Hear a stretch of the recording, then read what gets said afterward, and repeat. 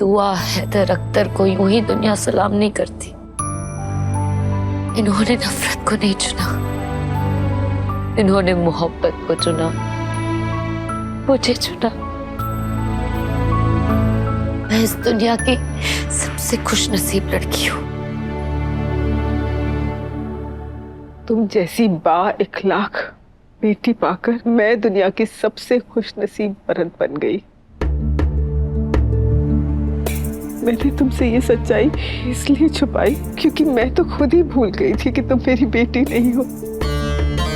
हमेशा से ऐसा ही लगता था कि मेरी दोनों बेटियां मेरी दो आंखों की तरह हैं।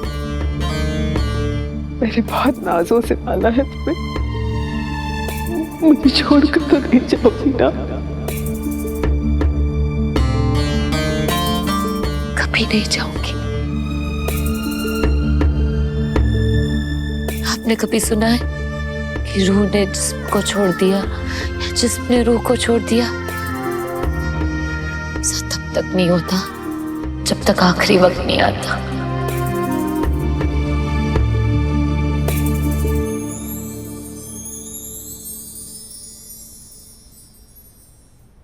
काजी साहब, आपने कहा था कि दो सगी बहनें एक शख्स से निकाह नहीं कर सकती, तो ये बात साबित हो चुकी है कि इबादत और मैं सगी बहनें नहीं है।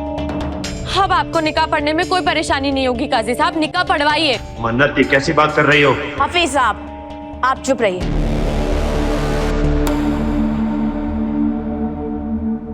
चलो चलो चलो, बहुत हो गया रोना धोना।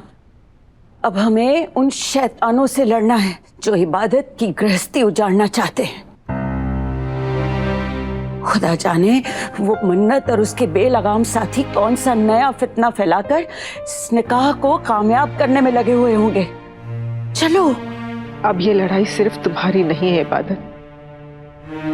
तुम्हारी अम्मी सौतन के घर आने की आग में जिंदगी भर जलती रही। तुम इसे अपने साथ मत होने देना। इस घर में दोबारा गुनाह मत होने देना।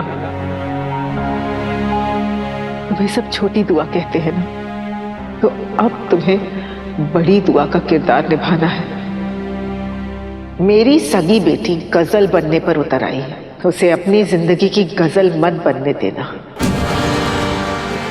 गजल जैसी औरतें तबाही के सिवा कुछ नहीं करती हैं। सुभान तुम्हारा शौहर है, तो उस पर किसी और का हक नहीं। जाओ और जाकर सुभान को रोको, अपने शौहर को ये गुनाह करने से रोक लो। काजी साहब, आप सुभान और मन्नत का निकाह पढ़वाइए। वैसे भी बहुत वक्त बर्बाद हो चुका है। आप समझते क्यों नहीं है? जो समझना था हम समझ चुके हैं काजी साहब। आप निकाह पढ़वाइए,